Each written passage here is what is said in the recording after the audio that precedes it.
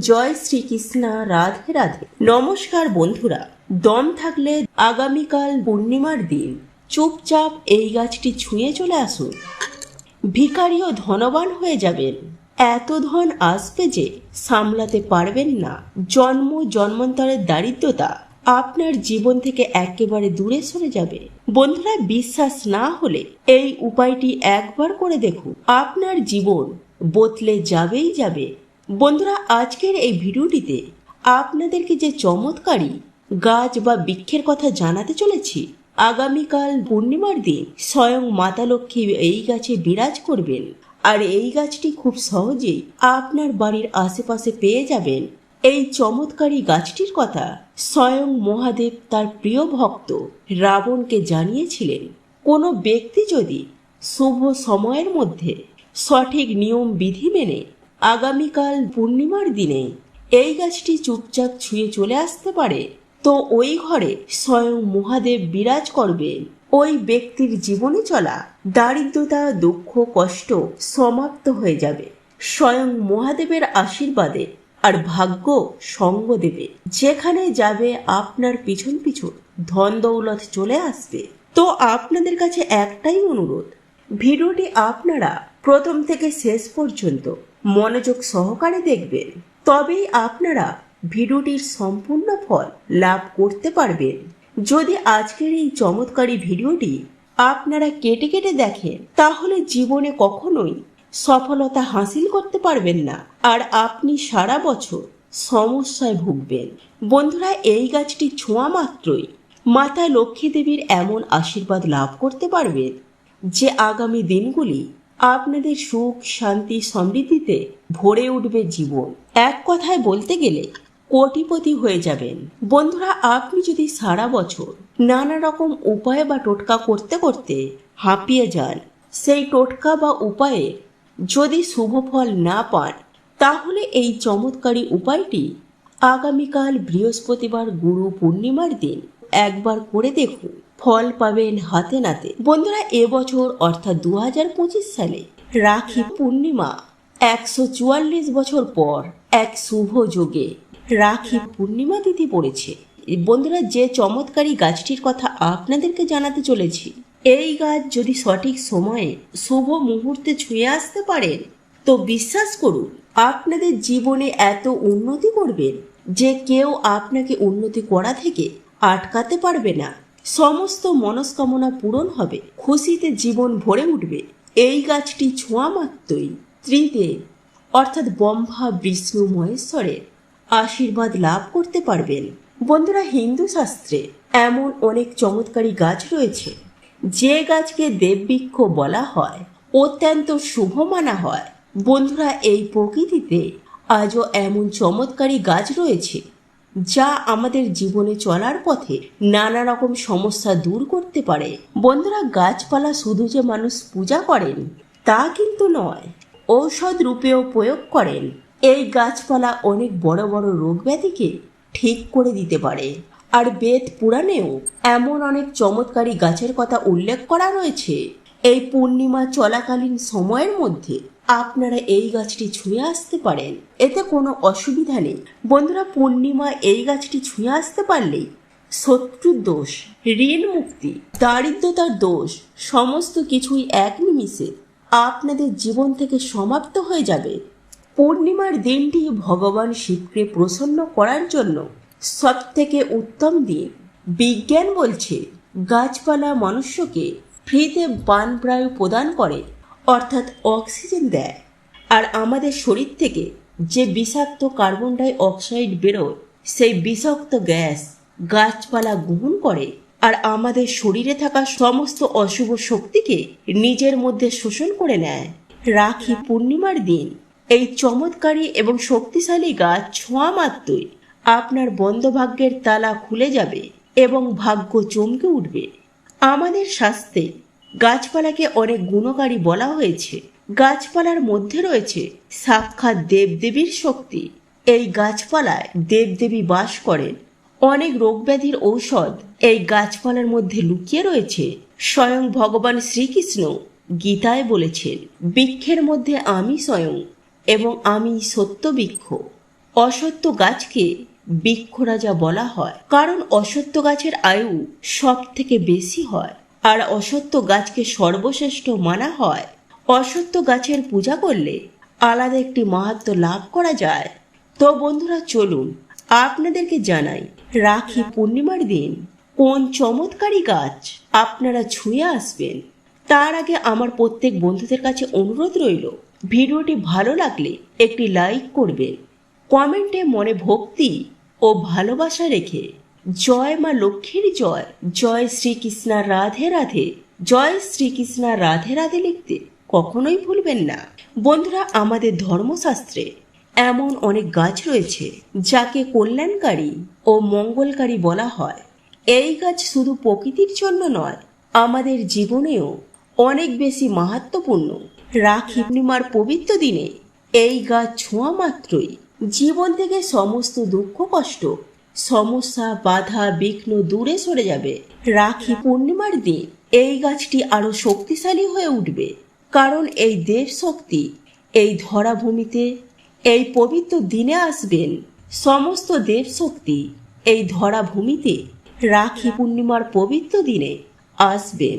এই দিনে সমস্ত জিনিসের প্রাণ ও চেতনার সঞ্চার ঘটবে।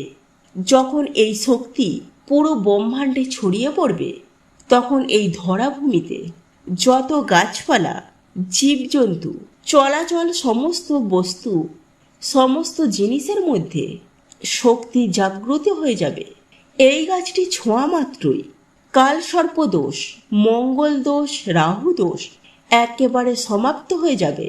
বন্ধুরা, আজকের এই ভিডিওটিতে 3 থেকে 4টি চমৎকারী গাছের কথা জানাবো। এই গাছ আপনাদের জীবনে সুখ, শান্তি, সমৃদ্ধি বয়ে নিয়ে আসবে।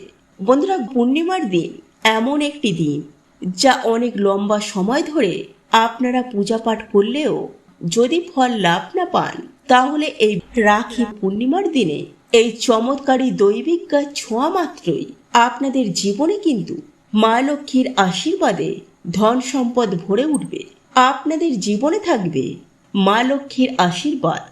এর ফলে আপনাদের জীবন থেকে সমস্ত সমস্যা, দারিদ্রতা দূরে সরে যাবে। এই গাছ এতটাই শক্তিশালী হয়, আপনি নিজের চোখে তা দেখতে পাবেন। বন্ধুরা, এই গাছটি শুধু যে আপনার জীবন থেকে দারিদ্রতা দূর করবে তা কিন্তু নয়, আপনাদের জীবন সুখ, শান্তি, সমৃদ্ধিতে ভরিয়ে তুলবে। তো বন্ধুরা, প্রথম চমৎকারী গাছটি হলো বেল গাছ। হ্যাঁ বন্ধুরা, আপনারা একদম ঠিকই শুনেছেন, ভগবানের পূজায় এই বেলপাতা অর্পণ করা হয়। রাখি পূর্ণিমার দিন বেল গাছকে সব থেকে মাহাত্ম্যপূর্ণ বলা হয়েছে। এই দিন বেল গাছে অত্যাধিক মাত্রায় পুণ্যশক্তি বেড়ে যাবে। তাই এই দিন আপনারা বেল গাছ ছুঁতে কখনোই ভুলবেন না। তাই এই দিন ভগবান শিবের প্রিয় বেলপাতা, তাই এই বেল গাছ অতি অবশ্যই এই দিন কিন্তু আপনারা ছুঁয়ে আসবেন। বন্ধুরা, মনে করা হয় ভগবান শিবের বেলপাতা অত্যন্ত প্রিয়, আর শিবলিঙ্গে বেলপাতা অর্পণ করলে বিশেষ পুণ্য প্রাপ্তি হয়। বেলপাতা ভগবান শিবের পুজোর অত্যন্ত পবিত্র মানা হয়। বেলগাছ মাতা পার্বতীর গায়ের ঘাম থেকে উৎপন্ন হয়েছে, আর স্কন্দ পুরাণ অনুসারে এই গাছটিকে দেবী স্বরূপ মনে করা হয়, অর্থাৎ দেবী নবদুর্গার স্বরূপ বলে মানা হয়। এই বেলগাছটি ধার্মিক রূপে অত্যন্ত মাহাত্ম্যপূর্ণ। যদি আপনি সন্ধ্যাকালে শিব মন্দিরের আশেপাশে বা নবদুর্গার মন্দিরের আশেপাশে বেলগাছের নিচে শুদ্ধ গাওয়া ঘিয়ের মাটির প্রদীপ জ্বালাতে পারেন, তাহলে ওই ব্যক্তি ধনবান ও গুণবান ও পরাক্রমী হন। এই গাছ স্পর্শ করা মাত্র একজন মানুষের সমস্ত মনস্কামনা পূরণ হয়। বন্ধুরা, মনে রাখবেন, বেল গাছ দর্শন করলে আর স্পর্শ করা মাত্রই সমস্ত পাপ নষ্ট হয়ে যায়। আর ভগবান শিবকে অর্পণ করা হয় বেলপাতা। একটি মাত্র বেলপাতা ভগবান শিবকে অর্পণ করলে ভগবান শিব অত্যন্ত প্রসন্ন হয়ে যায়। বেলপাতা আপনার জীবনে থাকা ঘোর পাপকে নষ্ট করে দেয়। বন্ধুরা, আগামীকাল বৃহস্পতিবার গুরু পূর্ণিমার পবিত্র দিনে এই গাছটি ছুঁয়ে আপনার মনস্কামনা বলুন। আপনার সমস্ত দুঃখ, কষ্ট, দারিদ্রতা, পাপ নষ্ট হয়ে যাবে। আর আপনি ধন সুখ সমৃদ্ধি প্রাপ্তি করতে পারবেন। তো বন্ধুরা, দ্বিতীয় চমৎকারী গাছটি হলো শমী বৃক্ষ। আমাদের ধর্মশাস্ত্রে মা জগদম্বা রূপে পুজো করা হয় এই শনি বৃক্ষ। আর এই গাছের সাক্ষাৎ মা জগদম্বা বিরাজ করেন। এই গাছে স্বয়ং মা জগদম্বা বিরাজ করেন। বলা হয় 10ই জুলাই বৃহস্পতিবার গুরু পূর্ণিমার পবিত্র দিনে সন্ধ্যাবেলায় শমী বৃক্ষের তলায় ধূপ প্রদীপ প্রজ্বলন করতে পারেন। আপনার জীবন থেকে সমস্ত দুঃখ দারিদ্রতা বাধা বিঘ্ন দূর হয়ে যাবে। এছাড়াও শমী বৃক্ষের গোড়ায় যদি সিঁদুর অর্পণ করতে পারেন তাহলে একজন ব্যক্তি সুস্থ ও নিরোগ শরীর লাভ করতে পারবেন। যদি বন্ধুরা আপনাদের গৃহে কোনো মানুষ লম্বা সময় ধরে রোগ ব্যাধিতে ভোগেন তো তাদের জন্য এই উপায়টি ভীষণই চমৎকারী। বন্ধুরা, আপনার বাড়িতে যে ব্যক্তি লম্বা সময় ধরে রোগ ব্যাধিতে ভুগছেন, অনেক চেষ্টা করছেন, ডাক্তার দেখাচ্ছেন, ওষুধ খাচ্ছেন, তবুও কিছুতেই রোগ ব্যাধি সরছে না, তাহলে ওই ব্যক্তির মাথার উপর থেকে সিঁদুর 7 বার ঘুরিয়ে নেবেন। তারপর সেই সিঁদুর শমী বৃক্ষের গোড়ায় অর্পণ করবেন। দেখবেন আপনার বাড়ির অসুস্থ ব্যক্তি আস্তে আস্তে সুস্থ হতে শুরু করবে। এছাড়াও বন্ধুরা, আপনারা যদি সুস্থ ও নিরোগ শরীর লাভ করতে চান, শমী বৃক্ষের গোড়ায় সিঁদুর অর্পণ করতে পারেন। রাখি পূর্ণিমার দিন এই শমী বৃক্ষ ছুঁয়ে আপনাদের যে মনস্কামনা রয়েছে তা আপনারা জানান। অবশ্যই এই উপায়টি সঠিক নিয়ম বিধি মেনে করতে পারলে আপনাদের সমস্ত মনস্কামনা পূরণ হবে। জীবন থেকে দারিদ্রতা একেবারে দূরে সরে চলে যাবে। তো বন্ধুরা, এই সুবর্ণ সুযোগ হাতছাড়া করবেন না। পূর্ণিমার দিন শমী বৃক্ষ ছুঁয়ে আপনারা শমী বৃক্ষের কাছ থেকে আশীর্বাদ নিয়ে আসুন। সুখ শান্তি সমৃদ্ধি ভরিয়ে তুলুন। বন্ধুরা, 3 নম্বর গাছটি হলো শিউলি ফুলের গাছ, অর্থাৎ পারিজাত বৃক্ষ, যাকে দেব বৃক্ষ বলা হয়। এই গাছটি সমুদ্র মন্থন থেকে উৎপন্ন হয়েছিল। আর এই গাছটি দেবরাজ ইন্দ্র তার নন্দন কাননে স্থাপন করেছিলেন।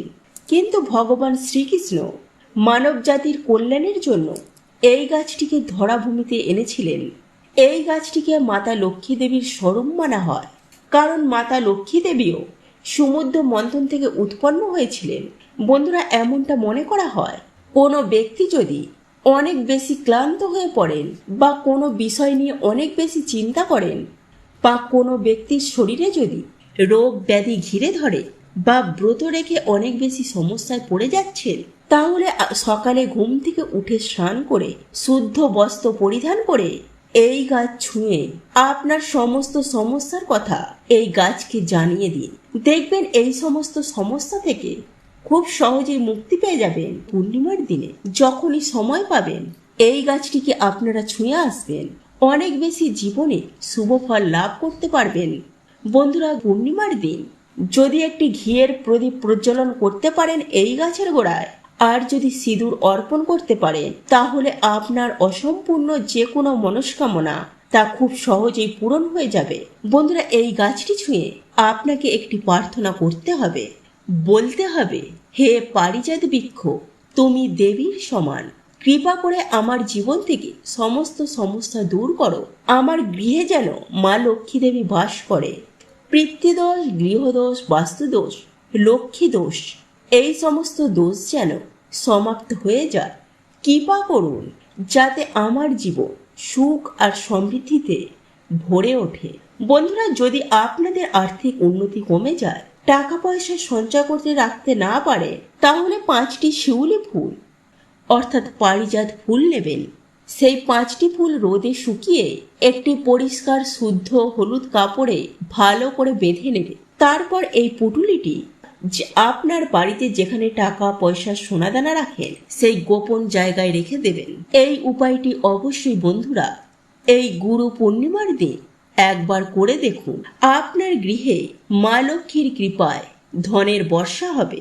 বন্ধুরা, এই সকল সমস্যা থেকে যদি মুক্তি পেতে চান, খুব তাড়াতাড়ি ধনবান হতে চান, তাহলে মা লক্ষ্মী দেবীর স্বরূপ এই গাছ ছুঁয়ে আসুন। সম্পূর্ণ মনস্কামনা এই গাছকে জানান, এই দেব বৃক্ষকে জানান। দেখবেন আপনাদের অসম্পূর্ণ মনস্কামনা পূরণ হয়ে যাবে। এই গাছ ছোঁয়া মাত্রই আপনার ভাগ্য চমকে উঠবে। তো বন্ধুরা, আজকের মতো ভিডিওটি এই পর্যন্তই। আপনারা ভালো থাকবেন, সুস্থ থাকবেন। নমস্কার। হরে কৃষ্ণা।